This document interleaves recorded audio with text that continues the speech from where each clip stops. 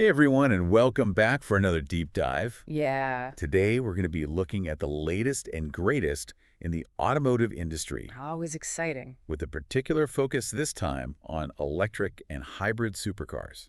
That's where a lot of the innovation is happening. Yeah, and to help us navigate this world of high performance and cutting-edge technology, we've got a whole stack of sources for you. Oh, yeah. We're talking Yahoo Autos, Kelley Blue Book, Hot Cars, the Supercar blog, Okay. Motor Authority, Electric, Inside EVs, Top Gear, Some good ones in there. Auto Evolution, Coin Central, Automotive News, and EV Magazine. Wow, that's a lot to cover. It is. But it sounds like a lot of fun. It is a lot of fun, and it gives us a really great perspective, I think, on kind of the state of the industry. Yeah. And not just like, oh, look at these fancy cars, Right. but seeing what's coming down the pipeline. Yeah, seeing the trends and the things that might trickle down into more affordable vehicles. Exactly, and what consumers are expecting. So let's kick things off with a car that's been turning heads.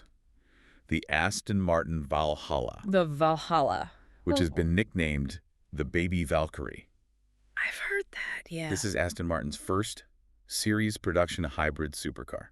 a big step for them. It is a big step for them, and they're really not holding back. Well, they do have a reputation to uphold They do. for performance and style. Exactly. Now, what I think is really interesting is that Aston Martin has been showcasing the Valhalla's capabilities in a rather unique way. Oh, how so? Instead of just releasing, your typical glossy footage of it on a racetrack, they've put out this really cool video of it power sliding on ice. Power sliding on ice. Yeah. Wow, that's a bold move. It is. And it's like they're saying, look, this hybrid isn't just about like eco-friendly efficiency or whatever. Right. It's a beast. It can handle anything you throw at it. I can handle any terrain.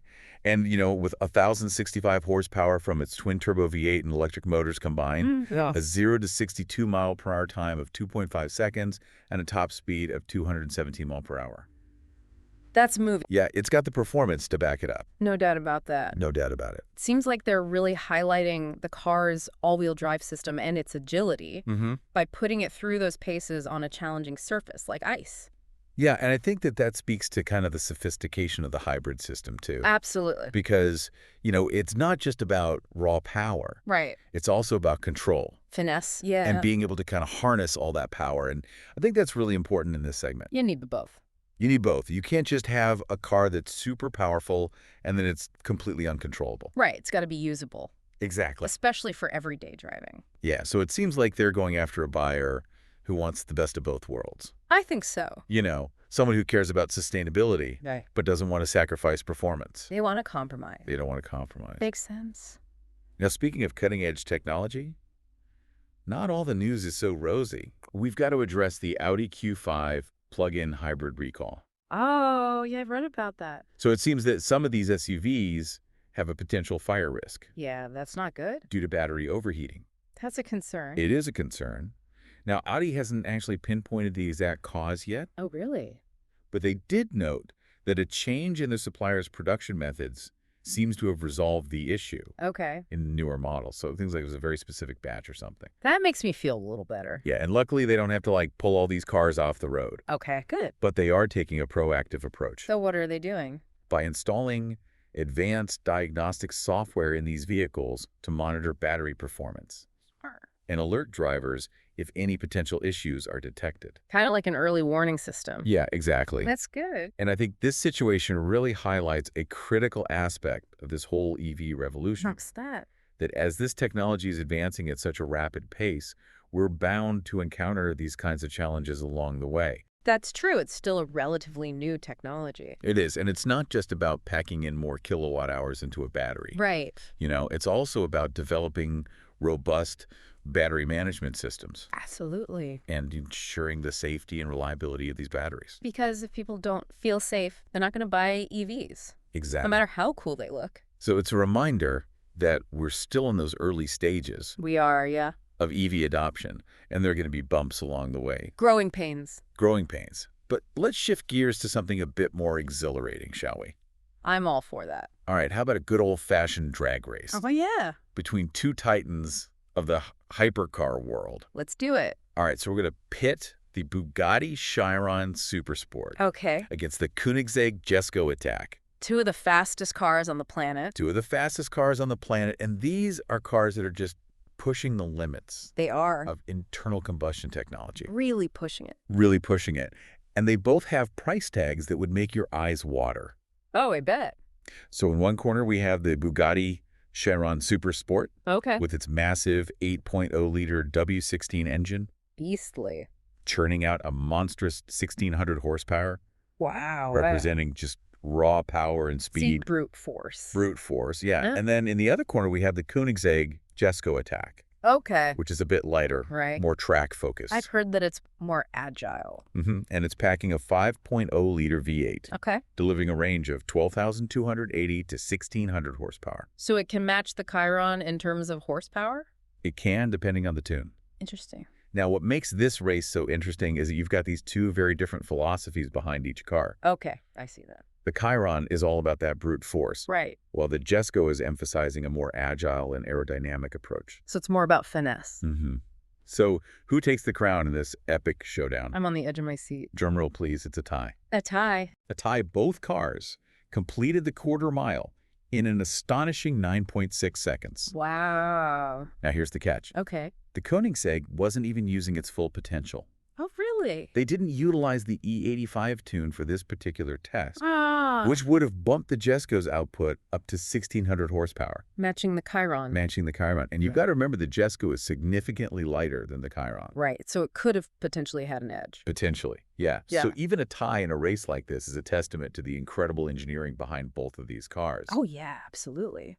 And speaking of pushing boundaries, we can't forget to mention the Koenigsegg Jesko Absolute, The absolute. which is a variant specifically designed for top speed. Okay. And this beast boasts a theoretical top speed of 330 miles per hour. 330. That's insane. I know, right? Has anyone actually achieved that? Well, achieving that in real-world conditions is another matter entirely, Yeah. but it's still a mind-boggling feat of engineering. Oh, absolutely. Now let's switch lanes a little bit and cruise into the world of luxury EVs, All right. where a new contender from China is making waves, the Huawei Maestro S800. Huawei, the tech company. Yes, Huawei, the tech company. Interesting. They're getting into the automotive world. So they're going up against the likes of Rolls-Royce and Maybach? They are. That's a bold move. It's a bold move, and they're not just relying on, like, flashy styling either. Yeah. The Maestro packs some serious performance with power outputs ranging from 480 to a whopping 852 horsepower. Wow. That's a wide range. It is, depending on the configuration. So there's a variety of options.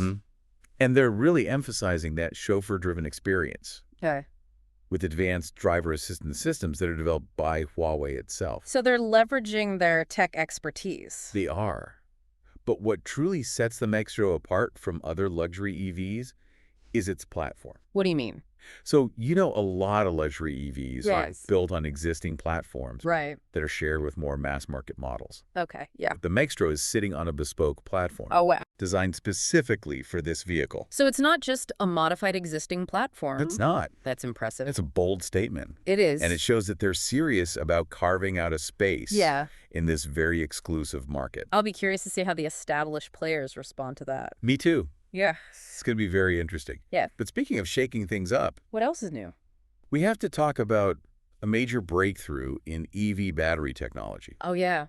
What's that? Solid-state batteries. I've been hearing a lot about those. Yeah, and Mercedes-Benz is leading the charge here. Okay. They're testing a prototype EQS. The EQS, their flagship EV. Equipped with this revolutionary tech. So how is it revolutionary? Well, solid-state batteries offer some significant advantages Okay. over current lithium-ion batteries. Like what? Increased energy density, so you get a longer range, That's a big one. faster charging times, Also important? and potentially even improved safety. That's huge. It is huge. So what kind of range are we talking about with this EQS prototype? Mercedes is claiming an estimated range of over 621 miles. 621 miles on a single charge. That's incredible. That's almost unheard of. It is, and they've partnered with a company called Factorial Energy, Okay. which specializes in solid-state battery development Yeah. to make this breakthrough a reality. So they're not going at it alone. They're not. Yes. Smart move. No, it's not just a Mercedes story, though. Okay. This race to develop and implement solid-state batteries is a global one. Makes sense. You've got companies like Hyundai, Honda, Toyota, Even some of the more traditional automakers? even Stellantis. Wow, they're all in on this. They're all investing heavily. Because they see the potential. They do. Yeah, And it's clear that solid-state batteries are seen as that next big leap forward for EVs, I think so too. with the potential to alleviate range anxiety, You're right. reduce charging times, and just make electric vehicles even more appealing Yeah. to a wider range of consumers. And that's ultimately what it's all about, right? Yeah. It is. Getting more people to adopt EVs. Exactly. Good for the environment and good for the industry. Now, alongside all these exciting developments, Mm-hmm. the automotive industry is also facing its share of challenges and shifts. Oh, yeah, for sure. And we're going to delve into those next. Sounds good. Exploring how companies like Rivian are navigating policy changes, economic uncertainties, Right. and this ever-evolving landscape of the EV market.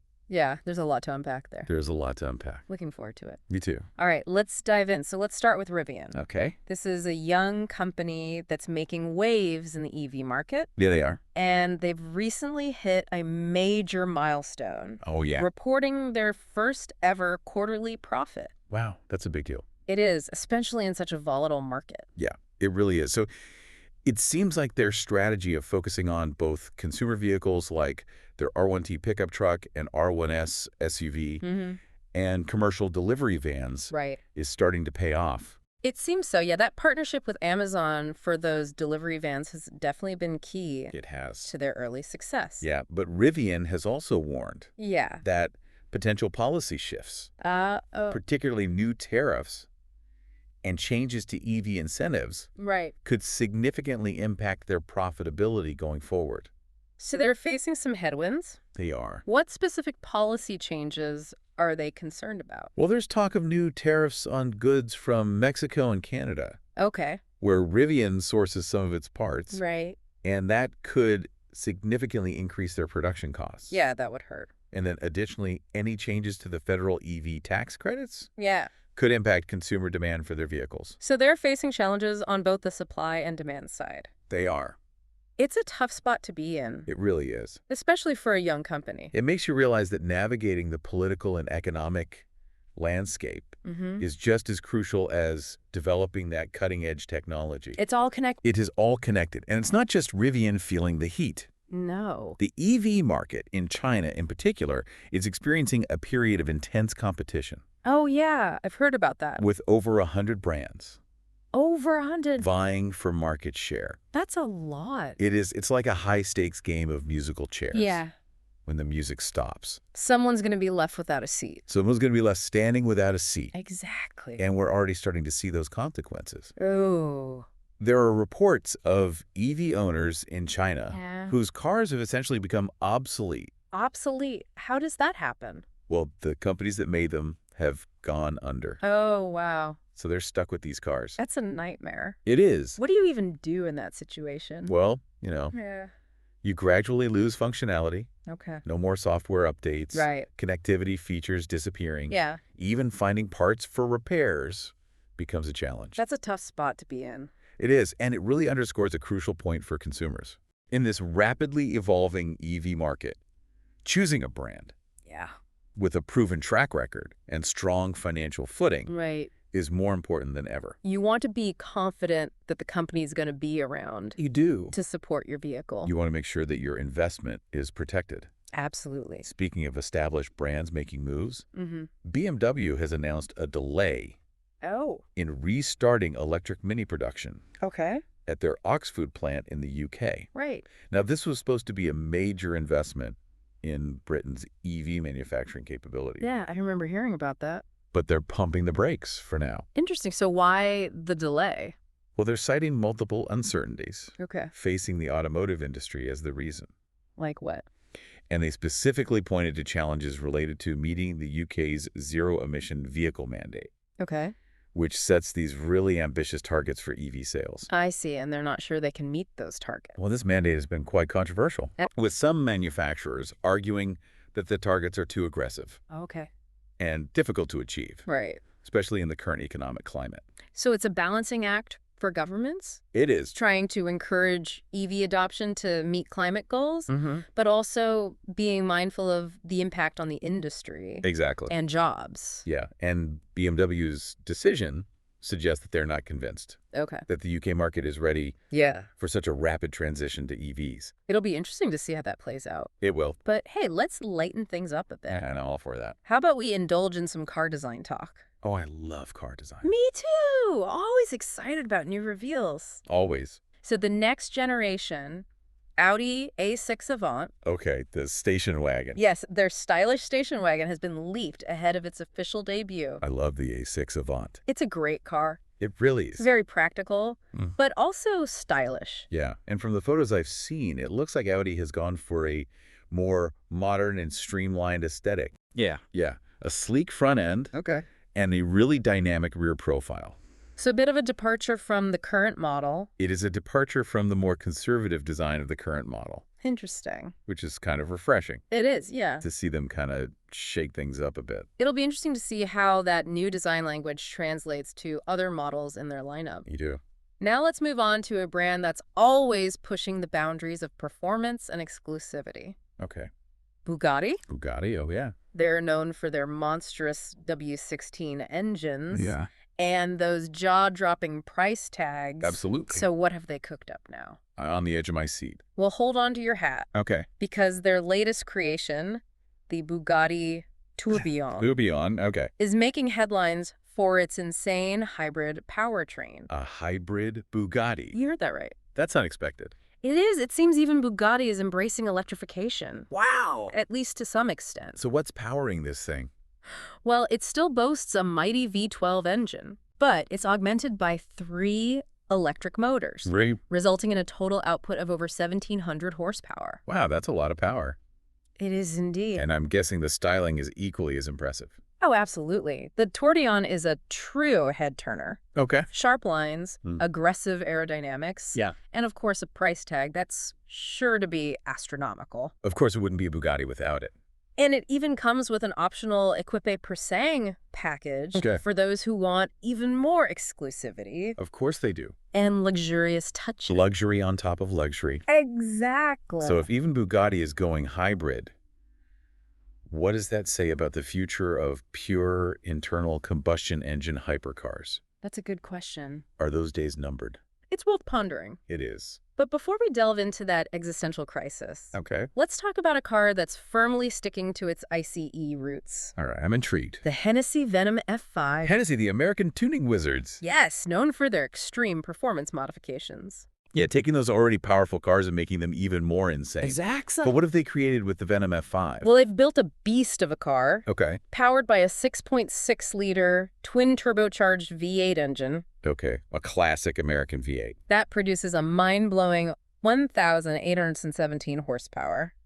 Did you say 1,817 horsepower? I did. That's even more than the hybrid Bugatti Tourbillon. You're right, it is. Wow. Hennessy is making a statement with this car, What kind of statement? demonstrating that pure internal combustion power can still hold its own, Okay. at least in terms of sheer output. So it's all about that raw power. Yeah, but it's not just about horsepower. Okay. The Venom F5 is designed for speed, Okay. with a lightweight construction and aerodynamics Right. optimized for slicing through the air. So they're really going for it. They are. What are they aiming for? They're aiming to break the 300-mile-per-hour barrier. 300-mile-per-hour wire. That's a feat achieved by only a handful of cars. That's insane. It is. It really is a testament to the engineering prowess of Hennessy. Absolutely. But it also highlights the importance of things like aerodynamics, Yeah. tire technology, driver skill, All those factors come into play. when you're trying to reach those extreme speeds. Absolutely. So it's a reminder that while we're all excited about the future of EVs and hybrids, right. there's still a place There is. for the visceral thrill Right. and raw power of a well-engineered internal combustion engine. Absolutely, I agree. Now, let's not forget, Yeah. that speed isn't everything. No, it's not. We also have some news from Jaguar Land Rover Okay. that underscores the importance of safety and reliability, even in the world of high-performance vehicles. What's the news? So they've issued a recall Oh. for the 2020 Range Rover Evoque due to a potential issue with the left-hand knee airbag module. Airbag issue. That's serious. It is serious. What's the problem? Well, in some vehicles, the airbag cushion wasn't properly secured, which could lead to improper deployment in a crash. So it might not protect the occupant properly. Exactly. That's a big concern. It is a big concern. Yeah. But it's reassuring that Jaguar Land Rover is taking steps to rectify the issue. Yeah, good to hear. Safety should always be a top priority, Absolutely. regardless of the brand or type of vehicle. Couldn't agree more. Now let's shift gears back to the electric side of things Okay. and talk about a brand that's synonymous with ultimate luxury and opulence. Ooh, which one? Rolls-Royce. Rolls-Royce. Okay. They've officially entered the EV arena I was wondering when they would. with their first all-electric car, the Spectre. The Spectre, I've seen pictures of it. It's a beautiful car. It is a stunning coupe. It is. And I'm really curious to see how Rolls-Royce has translated Yeah. their signature luxury experience to an electric platform. It's a challenge for sure. It is. Because they're known for that effortless power Yeah. and that unmatched comfort. That waftability. Exactly. Can an electric car really capture that? Well, they've certainly gone all out. Okay. The Spectre is packed with technology, including advanced driver assistance systems Okay. and a really sophisticated electric powertrain. So it's got the tech. It does. But what about the feel? That's the big question. Yeah. But Rolls-Royce seems confident that they've achieved that balance. Okay. They're even introducing a black badge version of the Spectre. Oh, the black badge. Yeah. Their high-performance sub-brand. Exactly. Known for its edgier aesthetic and even sportier driving experience. So they're not holding back. They're not. They're going all in on electric. They are. It's a clear sign that the future of luxury is electric. It seems that way. Yeah. And with rumors of an electric SUV and sedan in the works, Really? yeah, it seems like Rolls-Royce is fully committed to electrifying their entire lineup. Wow, that's a big statement It is. from a company like Rolls-Royce. Exactly. It's fascinating to see how even the most traditional and exclusive brands are embracing this shift towards electrification. Absolutely. It really speaks to the growing momentum behind EVs. It does. But before we wrap up this whirlwind tour of the automotive world, Yeah. I want to circle back to something you mentioned earlier. Okay. The challenges facing smaller EV brands, Right. especially in China. Yeah. That's a crucial point to consider. It is. Especially as we see more and more EV startups popping up globally, Yeah. all vying for a piece of the pie. It's like a gold rush. It is. Everyone wants to be the next Tesla. Right. But as we've seen, Yeah. success in the EV market requires more than just a cool idea and a flashy design. It does. You need a lot more than that Yeah, to make it in this industry. Absolutely. So what should consumers keep in mind Yeah. when evaluating the long-term viability of an EV brand, What are the key factors especially a newcomer? to consider? It's essential to look beyond the surface. Okay. Consider factors like manufacturing capabilities, Yeah. financial stability, supply chain security, Right. and even the company's commitment to software updates and customer support. All those things that you don't necessarily think about when you're just looking at a shiny new car. Exactly. But they're so important in the long run. They are. Yeah. It's almost like you're investing in a tech company these days when you buy an EV. It is, in a way. You really have to look at the team behind it, The technology. the technology, the long-term vision. Yeah, their roadmap for the future. And speaking of looking ahead, this whole deep dive has really got me thinking about the future of the automotive industry. It's fascinating, isn't it? It really is. There's so much happening. So many different forces at play. You've got legacy automakers trying to reinvent themselves. Right. You've got tech companies entering the fray, Huawei. like Huawei. Yeah. And then this whole wave of startups All hoping to disrupt the status quo. hoping to be the next Tesla. Exactly. And then you've got all these different technologies Oh, yeah. vying for dominance. Internal combustion, Hybrids, battery electric. hydrogen fuel cells. It's a lot. It's a technological arms race. It really is. And it makes you wonder what the automotive landscape is going to look like Yeah. in 5, 10, even 20 years from now. Will one technology emerge as the clear winner? Or will we see a mix? A diverse mix of powertrains. Yeah, each catering to specific needs and preferences. It's hard to say. It is really tough to say. I mean, just look at what we've covered today. Yeah. You've got Aston Martin, Okay. a brand known for its sleek sports cars, embracing hybrid technology With the Valhalla. with the Valhalla, Mm-hmm. and then you have Rolls-Royce, The epitome of luxury. luxury and tradition going all in on electric With the Spectre. with the Spectre. It seems like every automaker is trying to figure out that winning formula. They are. And let's not forget about the ongoing development of solid-state batteries. Oh, yeah. Those are a potential game changer. If they live up to the hype, Yeah. they could really revolutionize EVs. Eliminate range anxiety? Make charging times comparable to filling up a gas tank. Imagine that. That would be huge. It would make EVs so much more appealing to so many more people. Absolutely. It would remove a lot of the barriers to entry. But even with all these technological advancements, I think there's still a human element to consider. Oh, for sure. How will these changes affect the way we experience cars? That's a great question. For some people, driving is about more than just getting from point A to point B. It's an emotional experience. It is. It's about freedom. The thrill of performance. The connection between driver and machine. Exactly. Will that visceral roar of a powerful engine be replaced by the silent but potent acceleration of an electric motor? Will self-driving cars become the norm? Yeah.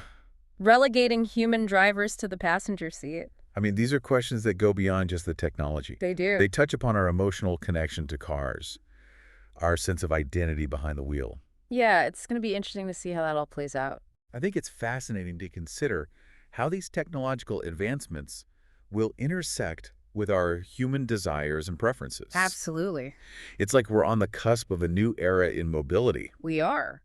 one where those lines between cars' technology and our personal experiences are blurring. And it's happening so fast. So rapidly, the automotive industry is in a constant state of flux. New innovations. New disruptions. All the time. It's exciting. It is. It really is. It's like watching a high-stakes game unfold. Yeah, with the potential to reshape everything. How we live, work, and move around the world. It's a big deal. And as we've seen in this deep dive, there's no shortage of drama, intrigue, and innovation To keep us on the edge of our seats. to keep us coming back for more. Absolutely. So from high-performance hybrid supercars and record-breaking ICE machines to the rise of luxury EVs. and the promise of solid-state batteries. We've covered a lot of ground today. We have, and it's clear that we're in a period of rapid transformation in the automotive industry. Transformation and evolution. But it's not just about the technology itself. Right.